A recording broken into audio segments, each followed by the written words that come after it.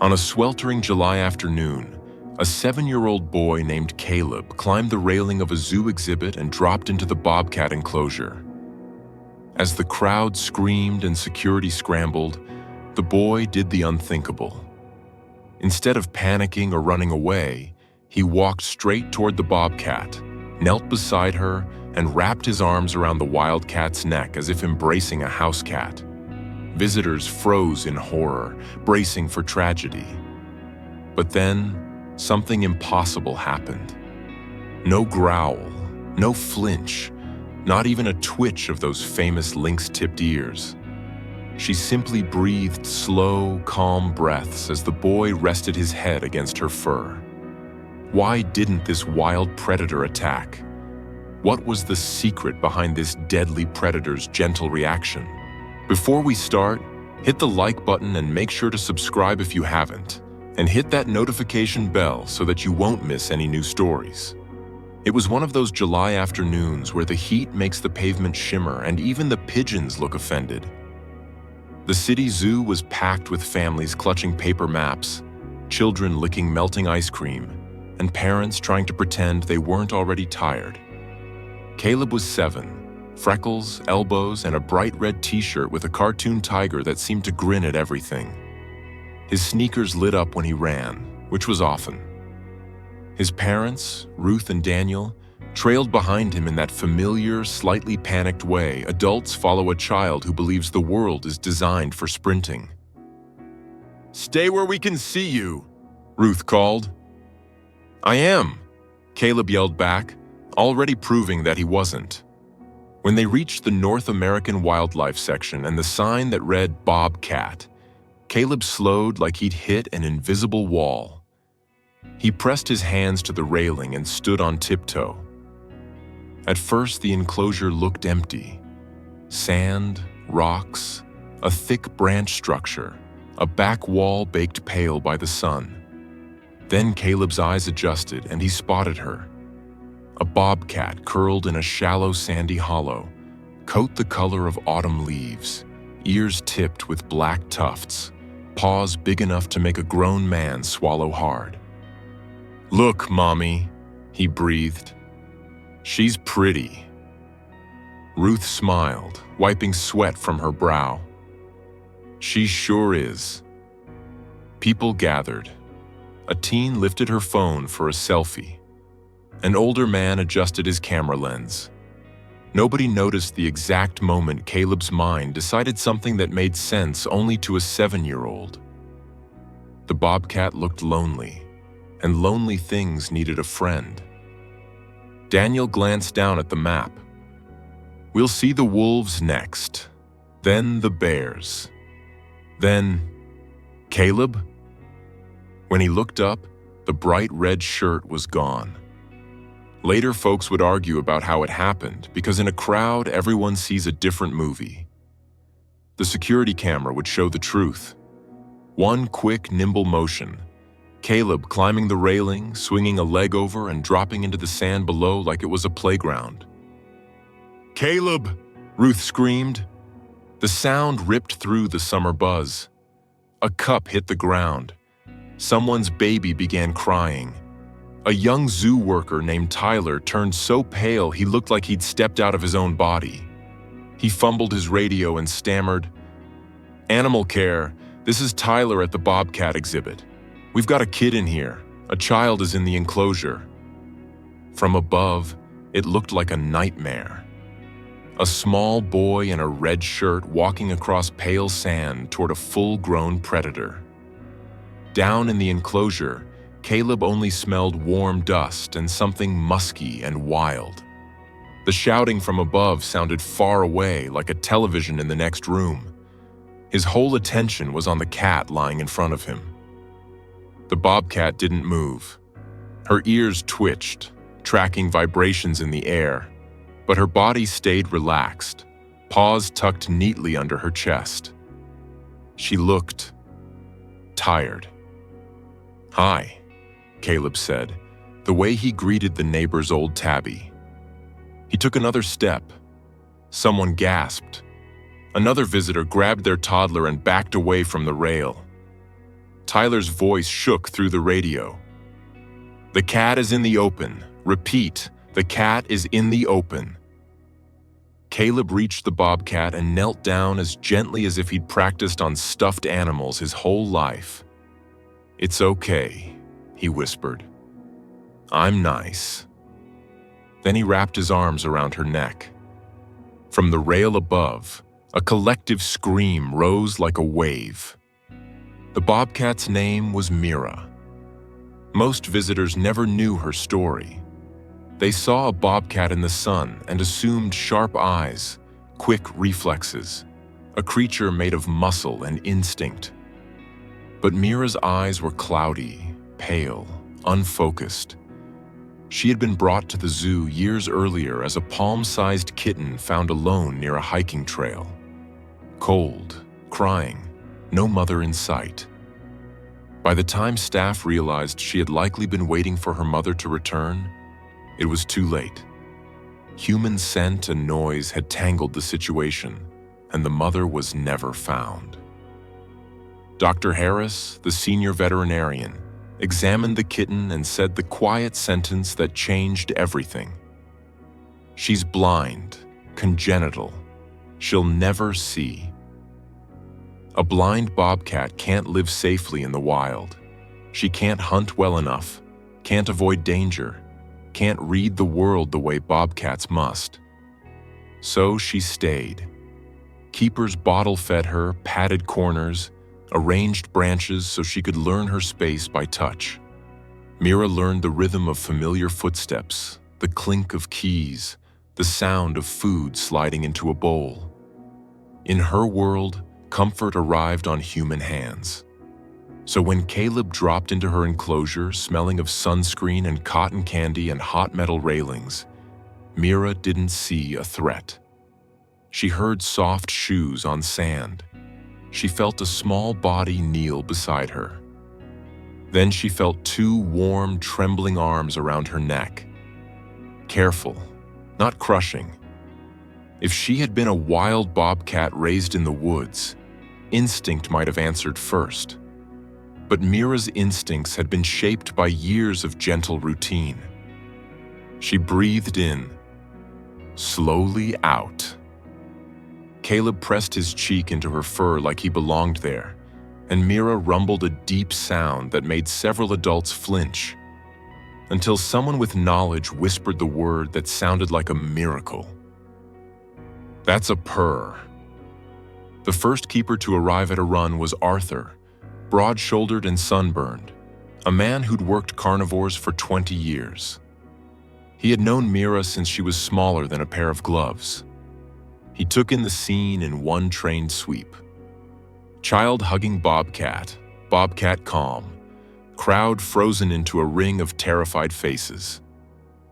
Beside him came Dr. Harris and the zoo director, Evelyn, who moved with the calm authority of a woman who'd spent her life juggling emergencies while keeping her voice level. "We've got darts," someone muttered.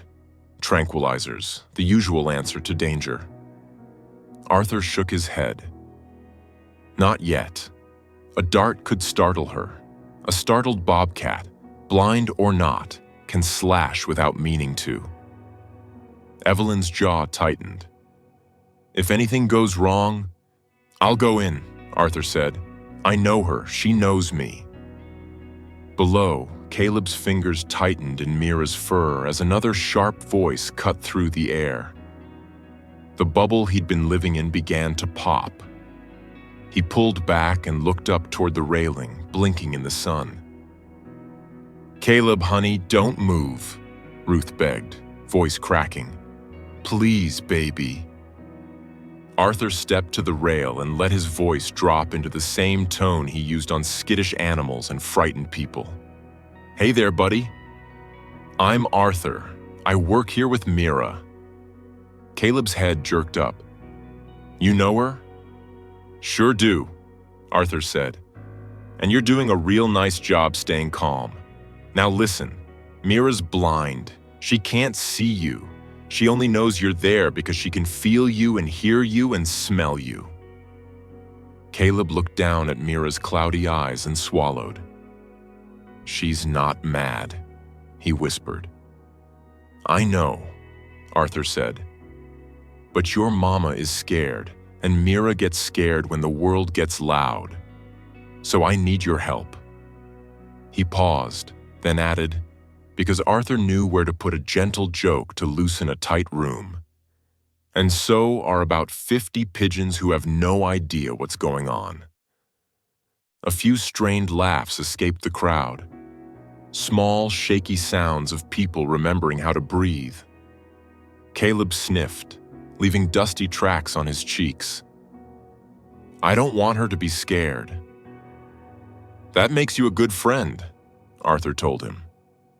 "Here's what we do. You tell her soft as you can that you're going to stand up.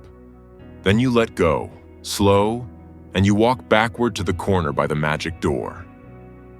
Caleb leaned close to Mira's ear. "I'm gonna get up now," he whispered. "Don't be scared." He loosened his arms, one hand at a time, as carefully as if he were unwrapping something fragile. He stood. The sand shifted under his shoes. Mira's ears flicked, tracking him, and for a moment she lifted her head like she was puzzled by the loss of warmth. But she stayed calm. Step by step, Caleb backed away. The whole zoo seemed to shrink into the sound of sneakers on sand and one mother's quiet sobs. When he reached the corner, a keeper slipped a latch and swung a small service gate open. "Come on through," Arthur called. Caleb stumbled into the staff corridor, and Ruth hit him like a wave, arms around him so tight he squeaked. Daniel wrapped them both, his hands shaking against the back of his son's head. "I'm okay," Caleb mumbled into his mother's shirt. "Mom, I'm okay." Up on the platform, some visitors cried, some clapped. Most just stared, stunned that they had come to witness tragedy, and instead watched something that looked, for a heartbeat, like grace. Down below, Mira lay back in her hollow and listened as the loudness faded, the way storms fade when they move past. The zoo closed early that day, officially for staff debriefing and enclosure inspection, unofficially because everyone needed time for their hearts to stop trying to climb out of their chests. There were reports to write, footage to review, and hard conversations about railings and supervision. In the staff conference room, the air conditioning felt too cold against sweat-damp shirts. "We got lucky," Evelyn said. Arthur answered, exhausted and honest. "We got Mira." That night, Caleb lay in bed staring at glow-in-the-dark stars stuck to his ceiling. His red shirt sat in the laundry basket with sand still clinging to the hem. His parents hovered in the doorway like they couldn't quite trust the world to behave. "You sure you're okay?" Daniel asked for the third time. Caleb hesitated. "Is she okay?" Ruth sat on the edge of the bed. "Mira's fine," she said softly. Arthur called. "That's her name, Mira." "Mira," Caleb repeated, tasting it like a secret. Daniel explained what the zoo had told them. Blind from birth, unable to live in the wild, safe at the zoo. Caleb listened, brow furrowed. "So she can't ever leave?" "No," Ruth said. "But she's safe." Caleb swallowed, voice smaller now. "I didn't mean to scare her." "I know," Ruth said, smoothing his hair. "But you scared us." Caleb stared at the ceiling for a long moment. "Can we go back? To see her? The right way?" Ruth's first instinct was a hard no. The memory still woke her sometimes, heart pounding in the dark. But she looked at her son and saw something that hadn't been there before. Not thrill, but responsibility. A child trying to place a heavy feeling somewhere safe. Daniel set down his coffee mug the next Saturday and made the rule that mattered. We'll follow every rule, you understand? Yes, sir, Caleb said, solemn as a little judge. So they went. The zoo had changed. Mira's railing was higher now, vertical bars with no tempting footholds. New signs were posted in friendly, firm letters. For your safety and the animals' safety, please do not climb or sit on railings. Underneath, in smaller text, was Mira's story. Blindness, special care. Her home. Caleb read every word, hands at his sides like he was holding himself in place. Mira lay in her familiar hollow, ears twitching at strollers and toddlers, sun warming her coat. She looks the same, Caleb whispered. A shadow fell across them. Arthur stepped up, bucket in hand, name tag shining. Arthur, carnivore keeper. Well, look who it is, he said with a small smile. You ready to behave today? Yes, sir, Caleb replied automatically, and Arthur chuckled. Arthur glanced at Ruth and Daniel. If you want, we can arrange something. A safe, behind-the-scenes visit. Special cases. He looked at Caleb. I'd say this qualifies. A week later, they walked through a staff-only gate into a world that smelled less like popcorn and more like hay, clean citrus disinfectant, and animal musk. Arthur stopped at Mira's holding area and laid out rules like a man who had once lived through a day he never wanted to repeat. No fingers through mesh, no sudden movements. You use your voice. Understood? Caleb nodded so hard his hair flopped. Mira was curled in straw and blankets like a queen tucked into her nest. When Arthur spoke, she lifted her head and patted toward the sound of his keys. Up close, Caleb could see the softness around her muzzle and the pale haze in her eyes. Hi, Mira, he whispered. Mira paused, ears rotating toward him. She turned her head, not quite at him, but toward the warmth of his voice. Then, slowly, she stepped closer to the mesh, nose lifting to catch the air. She knows you, Arthur said quietly, and Ruth's eyes filled. That became the beginning of something steady. They didn't come every week. Life and bills don't care about sentimental stories. But whenever they could, they visited. Caleb grew out of light-up sneakers and into scuffed shoes, out of cartoon shirts and into hoodies. His voice deepened. His questions multiplied. How do you feed her? Does she get bored? Do wild bobcats live near here? Arthur answered, sometimes laughing at the speed of Caleb's curiosity, sometimes surprised by how serious it was. You ever think about working with animals? Arthur asked one day. Caleb didn't answer right away, but the idea landed and stayed. As a teenager, he volunteered at the zoo, sweeping paths, filling water buckets, helping where he could. He always found a reason to pass Mira's enclosure.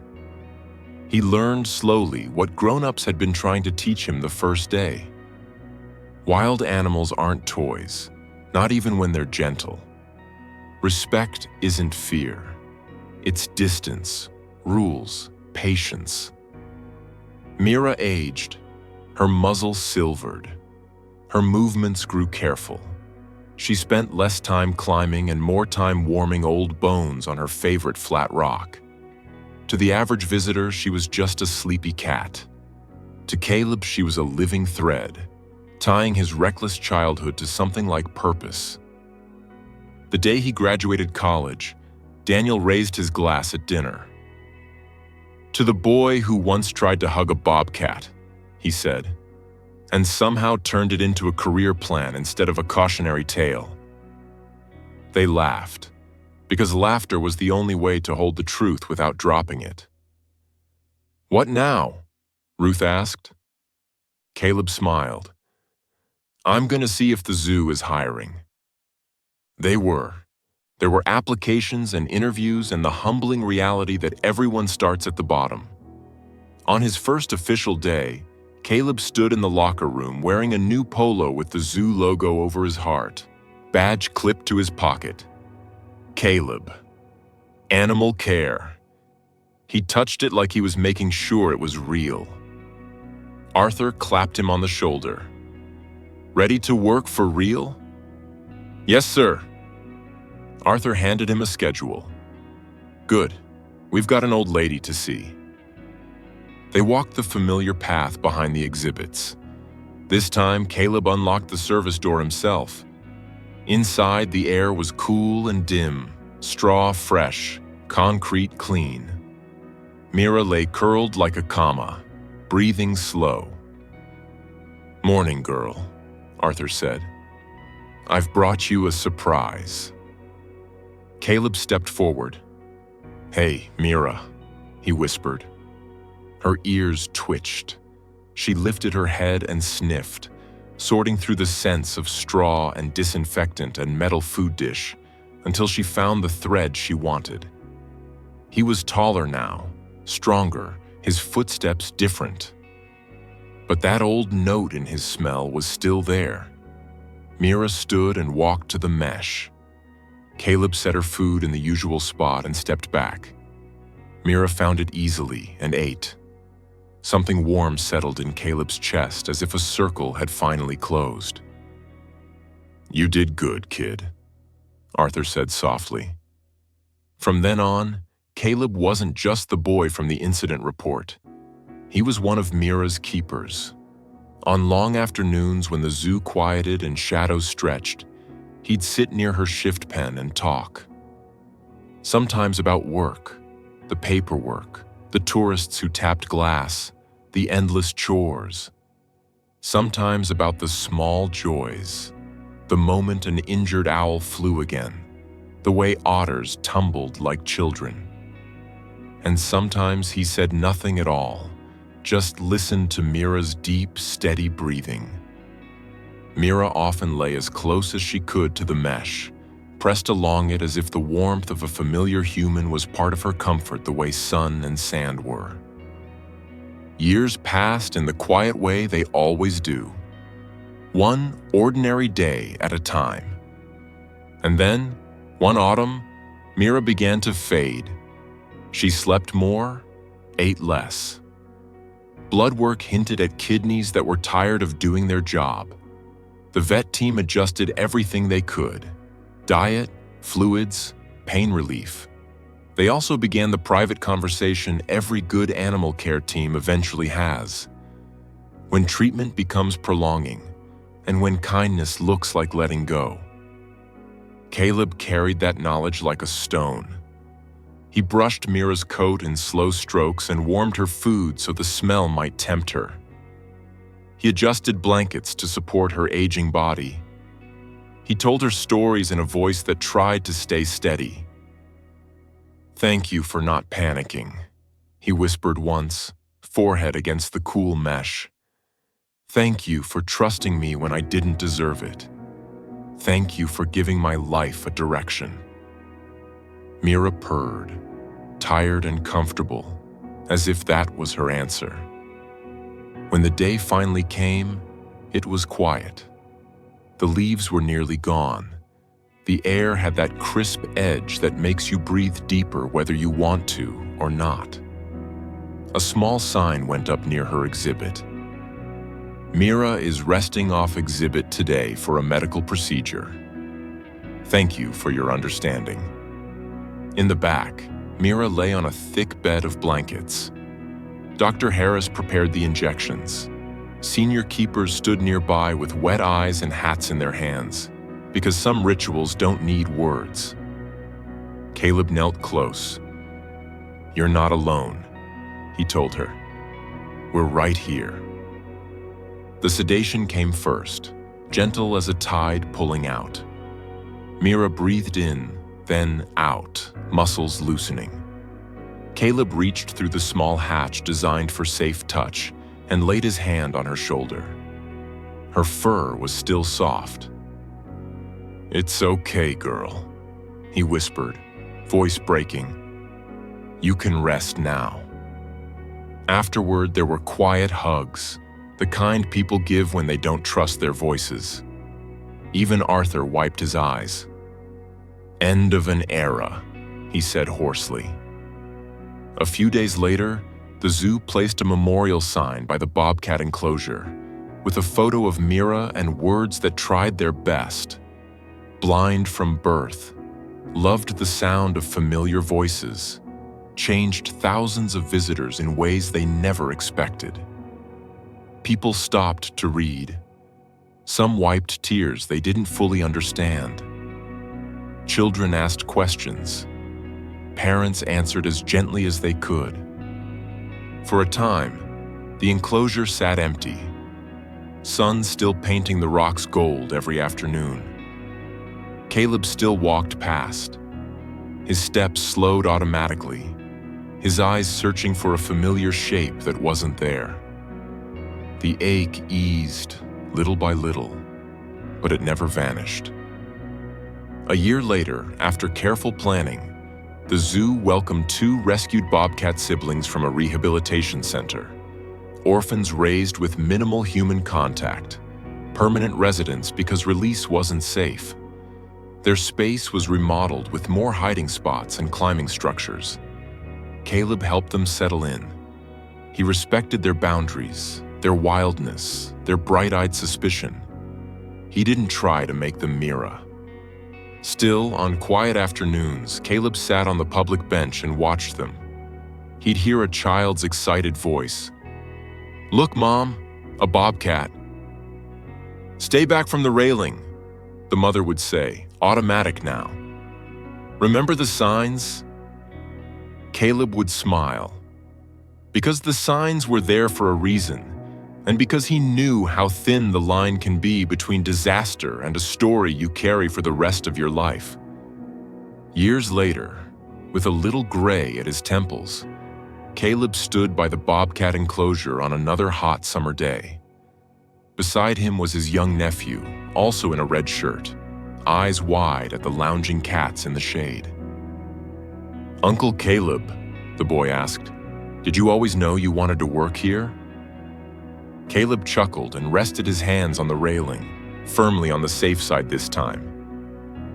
"No," he said, "but when I was about your age, something happened that changed everything."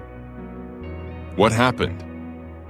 Caleb looked out at the sand and the rocks, and the spot where, once upon a time, a blind bobcat had lain while a foolish, tender-hearted boy tried to give her a friend.